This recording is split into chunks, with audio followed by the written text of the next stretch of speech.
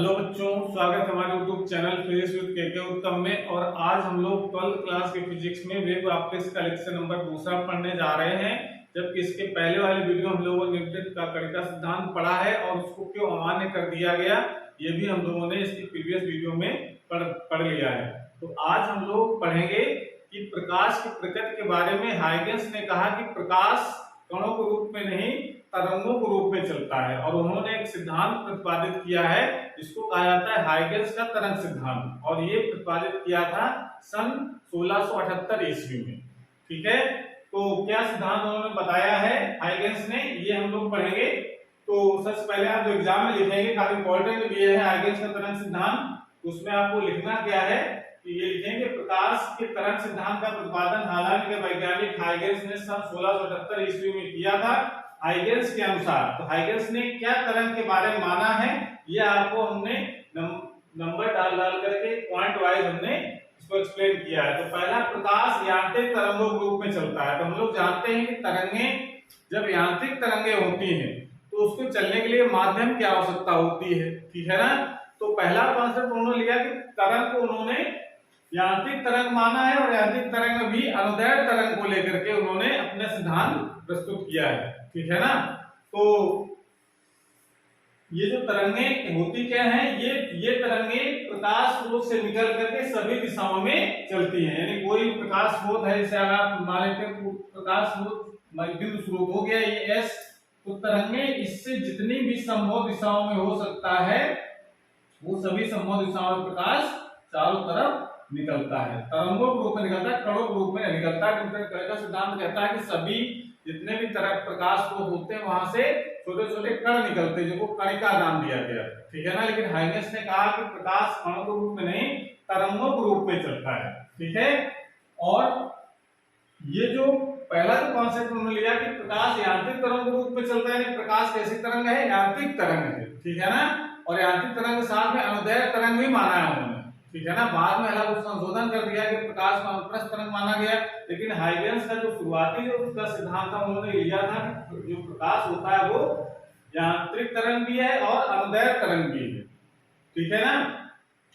तो अब यांत्रिक तरंग ले लिया और उन्होंने तो कहा कि यांत्रिक तरंग है तो फिर उसको सूर्य से पृथ्वी तक जो तरंगे आ रही हैं, यानी प्रकाश आ रहा है, वो किस तरीके से आता है। जो कि सूर्य जैसे हमारे पास हो गया, ये सन हो गया ये, ठीक है, और ये है अर्थ। अब यहां से यहां तक जो प्रकाश आ रहा है तो जरूरी नहीं बीच में माध्यम हो सकता है निर्वात हो। तो हाइगेंस ने कहा कि निर्वात तो कोई चीज होती नहीं है। निर्वात के बारे में कॉन्सेप्ट उन्होंने लिया नहीं। उन्होंने कहा कि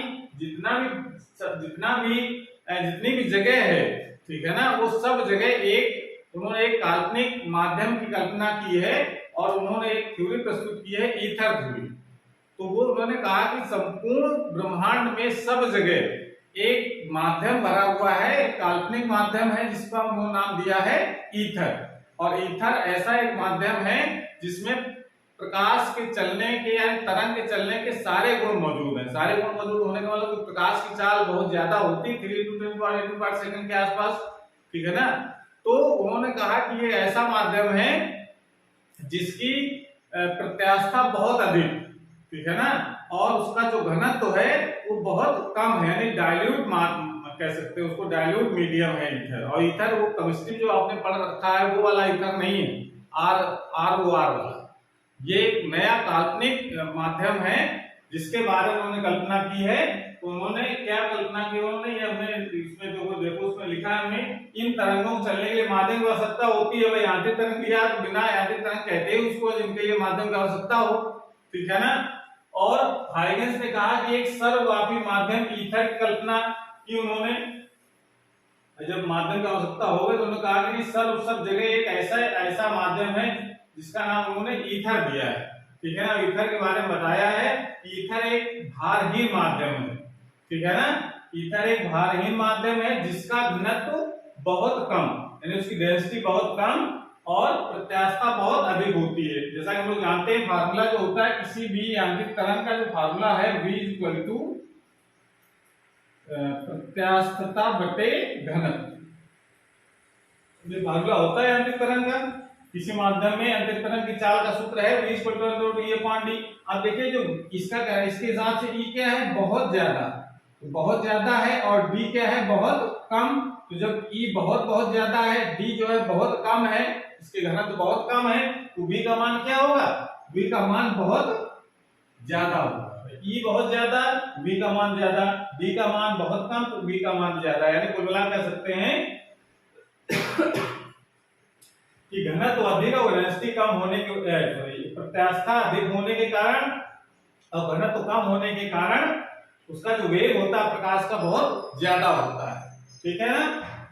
और क्या उन्होंने कहा कि वस्तुएं दिखाई कैसे पड़ती हैं, तो दिखाई पड़ने के लिए उन्होंने कहा कि जब ये तरंगे हमारी आंखों पर पहुंचती हैं, आंख रेटिना पर गिरती हैं, तो हमें वस्तुएं दिखाई देने लगती हैं। जैसा उन्होंने न्यूटन ने कहा था कि जब कण हमारी आंख पर पहुंचते हैं तो वस्तुएं दिखाई पड़ती हैं। यहाँ पर तरंग पहुंचते, तरंग पहुंचे कैसे, कोई प्रकाश स्रोत होगा, वहां से तरंगे निकलेंगी।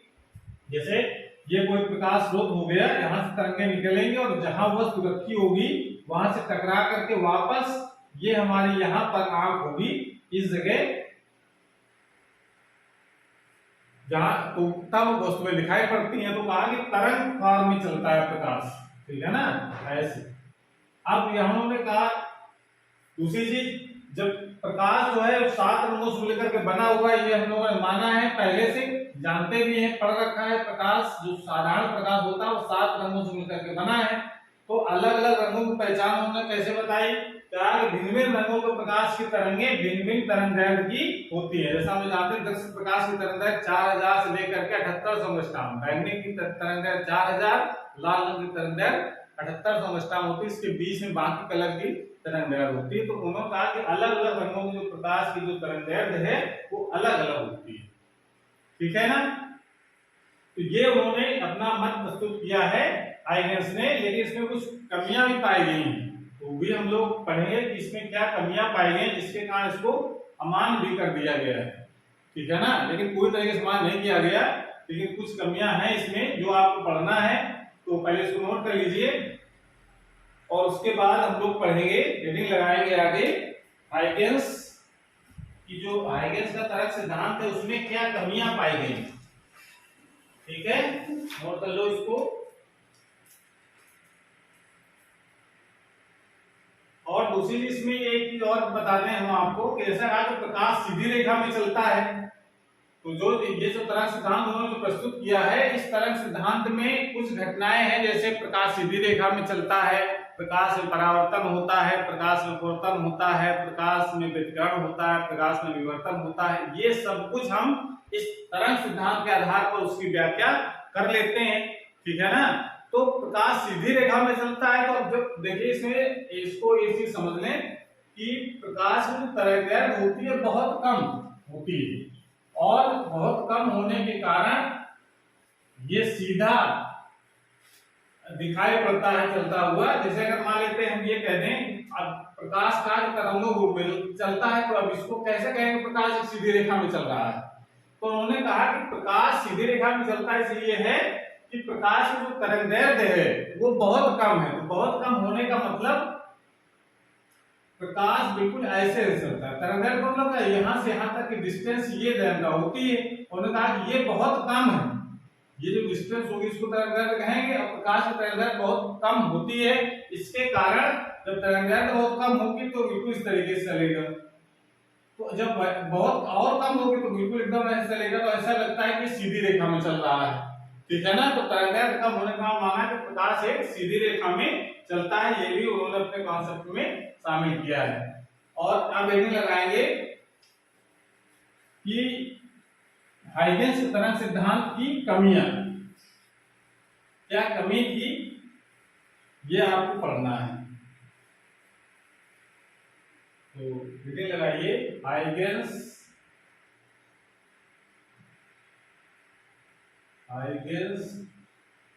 के तरंग सिद्धांत, हाइगेंस के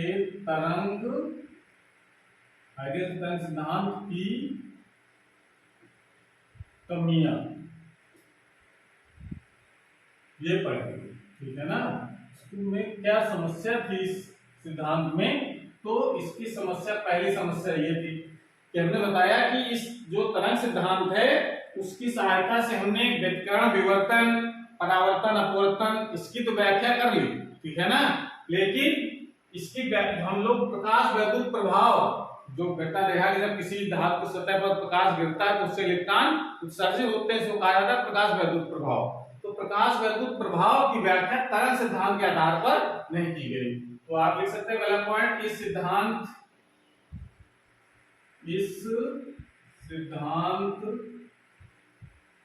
के अनुसार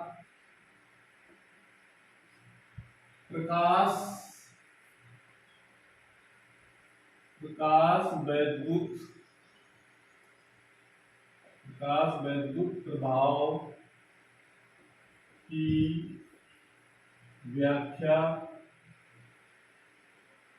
वैद्युत प्रभाव की व्याख्या नहीं की जा सकती। अब किसके आधार पर की जा सकती, ये हम लोग आगे पढ़ेंगे हम लोग कि प्रकाश वैद्युत प्रभाव की जो व्याख्या की गई है प्रकाश के क्वांटम सिद्धांत के आधार पर की गई। प्रकाश छोटे छोटे बंडलों के रूप में या ऊर्जा के पैकेटों के रूप में चलता है, वो क्वांटम सिद्धांत है, तो उसके आधार पर की गई। लेकिन तरंग सिद्धांत के आधार पर प्रकाश वैद्युत प्रभाव की व्याख्या नहीं की जा सकती। तो पहला एक तो ये इसकी कमी पाई गई। दूसरी कमी ये पाई गई कि ये इस सिद्धांत में माना गया कि जो प्रकाश होता है वो अनुदैर्घ्य तरंग होता है, ठीक है ना, और अनुदैर्घ्य तरंग मान करके ध्रुवण जो घटना है उसकी व्याख्या नहीं की जा सकती। तो आप इसमें पॉइंट लिख सकते हैं, इस सिद्धांत के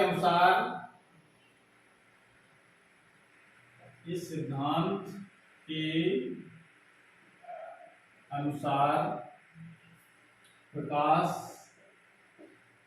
अनुदैर्घ्य तरंग है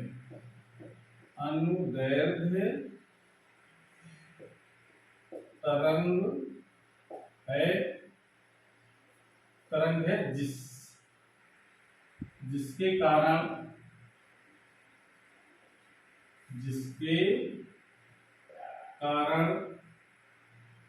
ध्रुवण की व्याख्या प्रकाश के ध्रुवण की व्याख्या नहीं की जा सकती। परंतु इसमें सुधार भी कर दिया गया कुछ, परंतु बाद में प्रकाश को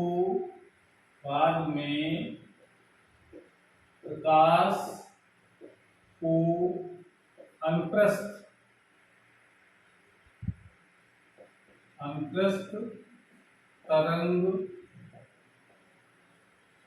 तरंग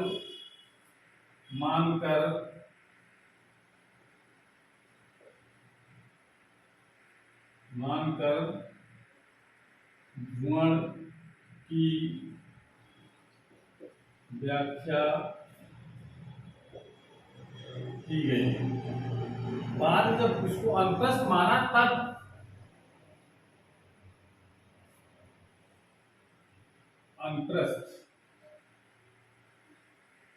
अनुप्रस्थ तरंग मानकर ध्रुवण की व्याख्या की जा सके। तो ये ध्रुवण एक ऐसी घटना है जिससे इससे सबसे पहले सिद्ध हो पाया कि प्रकाश एक अनुदैर्घ्य नहीं अनुप्रस्थ तरंग के रूप में चलता है, ठीक है ना। जब तक ध्रुवण खोज नहीं हुई, ध्रुवण घटना के बारे में नहीं पढ़ा गया था या घटना नहीं देखी गई थी, उसके पहले तो माना जा रहा था कि प्रकाश कैसा है, अनुदैर्घ्य तरंग के रूप में चलता है। लेकिन ध्रुवण की घटना की खोज होने के बाद ये माना गया कि प्रकाश अनुप्रस्थ तरंग। एक नंबर में पूछा जाता है कि कौन सी घटना सिद्ध होता है कि प्रकाश अनुदैर्घ्य तरंग के अनुप्रस्थ तरंग के रूप में चलता है। तो आपको एग्जाम्पल देता है, ध्रुवण की घटना से सिद्ध हो पाया था कि प्रकाश अनुप्रस्थ तरंग होती है, ना कि अनुदैर्घ्य, ठीक है ना। तो एक ये भी कमी पाई गई कि पहले अनुदैर्घ्य माना गया, बाद में अनुप्रस्थ मान लिया गया। उसके बाद तीसरी इसमें कमी और पाई गई कि जो माध्यम है इस सिद्धांत इस सिद्धांत में ईथर, जो काल्पनिक माध्यम जो ईथर लिया गया है, इस सिद्धांत में काल्पनिक माध्यम ईथर, उन्होंने कल्पना कर ली, ये काल्पनिक माध्यम है, तो कल्पना कर ली, तो कुछ वैज्ञानिकों ने इसको सही नहीं माना, ईथर जो माध्यम माना गया, ठीक है ना, इसका कोई प्रमाणिकता सही नहीं थी, तो ये भी एक कारण था इसमें अमान्यता का। तो इस सिद्धांत में काल्पनिक माध्यम ईथर को प्रमाणिक नहीं माना गया, ठीक है ना। जब ये भी कारण एक शामिल हो गया कि ईथर मान तो लिया है कि इसने, बहुत सारे वैज्ञानिकों ने इसका सपोर्ट भी किया हालांकि, लेकिन बाद में कुछ वैज्ञानिकों ने इसका विरोध भी किया कि एक ऐसा कौन सा माध्यम आ गया बीच में, तो ये जो ईथर माध्यम है इसको भी कुछ वैज्ञानिकों ने इसको प्रमाणिकता इसकी सिद्ध नहीं कर पाए, ठीक है। तो ये 3 इसकी प्रमुख कमियां थी जिसके कारण से इसको अमान्य कर दिया गया, लेकिन पूरी तरीके से मान्य नहीं किया गया, ध्यान रखना है। तो बाद में हालांकि प्रकाश को मान लिया गया कि प्रकाश जो है ऊर्जा के छोटे छोटे बंडलों के रूप में चलता है। तो आज का जो आधुनिक जो सिद्धांत है प्रकाश का, जो क्वांटम सिद्धांत है, उसके आधार पर प्रकाश को माना जाता है कि प्रकाश एक विद्युत चुंबकीय तरंगों के रूप में चलता है, ठीक है ना। तो ये आपको याद रखना है, इसकी कमियां क्या है और तरंग सिद्धांत क्या है, ठीक है, नोट कर लीजिए।